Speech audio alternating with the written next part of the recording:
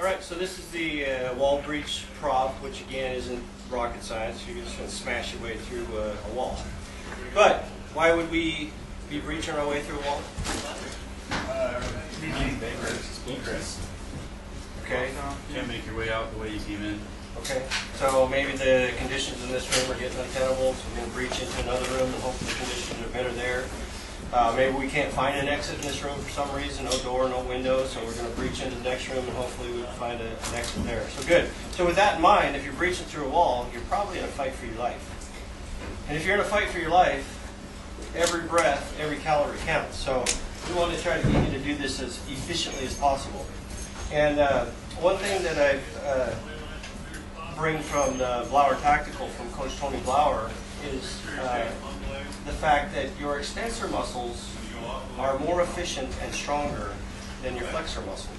Extensor muscles move your limbs away from your body. Flexors bring your limbs towards your body. Okay, so let me do a quick little demo if I can use you for a second. So I'm going to have this fireman put me in a bear hug. Okay, so he's got me in a bear hug. What kind of muscle is he using? He's using flexors. And I'm going to use extensors. So hold on. And I'll win every time because I'm using extensors. He's using flexors, right? He's holding his breath. And I'm talking to you using extensors. So how does that translate into breaching a wall? Well, usually what I see people try to do is poke a hole and then start pulling and using flexor muscles. And what we want to do is we want to use extensors. So rather than this kind of stuff, we want to use extensors.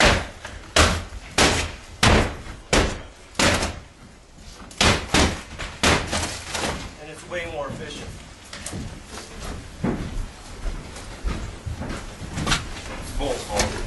All right. Also, if you'll notice, I didn't hit every square inch of that drywall. Don't need to. I just want to make an outline. Knock it out. This technique works awesome for pulling ceiling. A lot of times I see people punch, pull, punch, pull, and each time they're taking out about a fist size of ceiling. If you take your hook, punch, punch, punch, punch, punch, punch, punch, pull that whole section of drywall down. Works awesome. Now why would you want to be as efficient as possible pulling ceiling?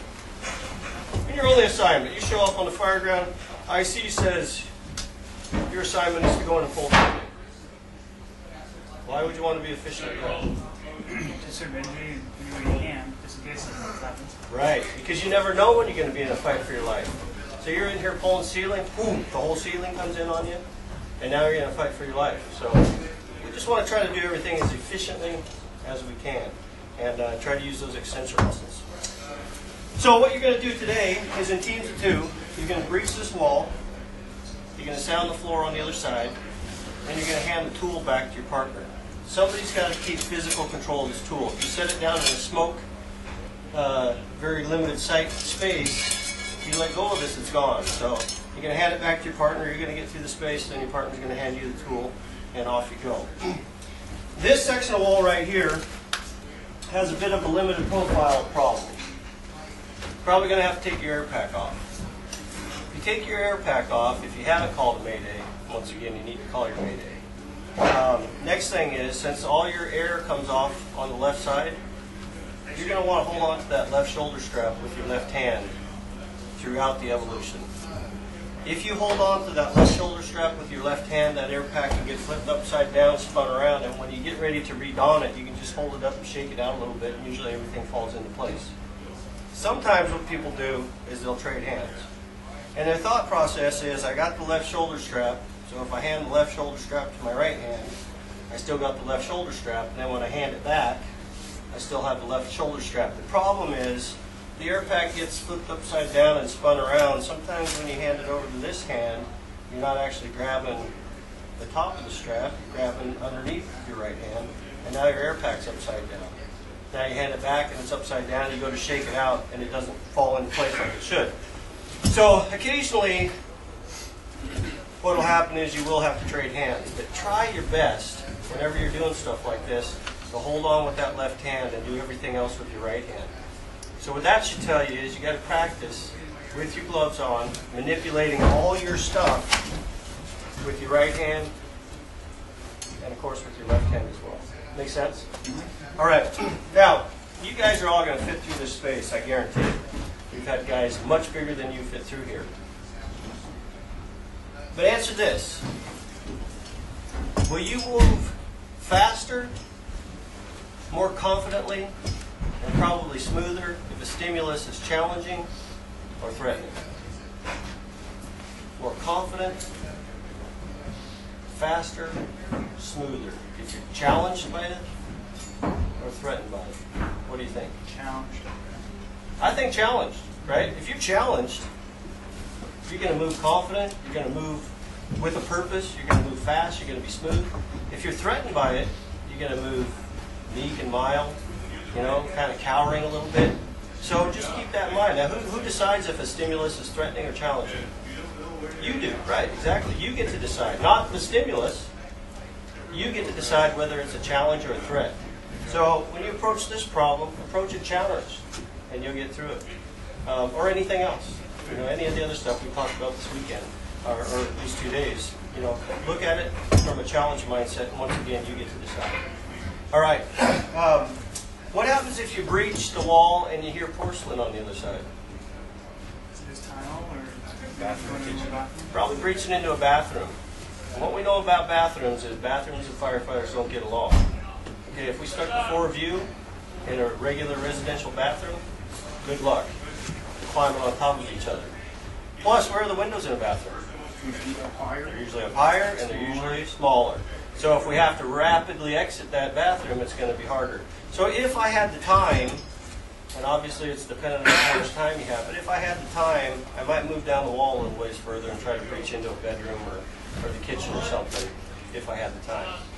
You might also run into the back of cabinets. You might run into the back of the stove. You might run into the back of the refrigerator. So once again, if you have time to move down the wall, then you might want to do that rather than reaching through into the cabinets. So, hands on the tool. Be careful about putting your hand over the end of the tool like this. It feels like you have more power, but if you run into something solid, boom! Some of the smallest bones in your body are in your hand. So if you break your hand, now you're in a fight for your life with one hand. So we'd rather see you hang on to the shaft, and then if you run into something solid, your hand can slide down the shaft. Again, it doesn't feel like you have as much power, but in reality, you're using the weight of the tool to get through the drywall as opposed to a lot of my muscle. Okay? My muscles are sort of controlling the tool. Resist the urge to use your hands. Again, you break your hand or you cut your hand, you could be in trouble. You're not gonna break the tool. So clear this out. You need to clear stuff out. Does that make sense? All right, so after you get through this space, you're going to switch positions, and then you're going to come through this other space, which is just a regular stud space, 16 inches on center. You're going to breach that out, and the way that we recommend you get through a regular stud space is after you get it cleared out, turn around, stay on your feet, put your cylinder through first, reach through with one arm, you can swim through with the other arm, and then drive off your feet using your legs to push yourself through the stud space. And on a regular wall, the studs, of course, will go from bottom plate to top plate, and they'll flex in the middle. These don't flex so much because they're so short, but in a real wall, they flex a little bit. Now, some of you guys, you wouldn't absolutely have to use that technique. You'd probably fit through any way you want. But the bigger the guys get, the more important it is to turn around and use their legs to drive. And you want to stay up on your feet because both of these spaces have this wire going through about the height of electrical outlets. So if you're up on your feet, your cylinder valve will clear this wire. If you're on your butt and try to come through, you'll get hung out. Questions? All right, so team one, go on air. Reach away.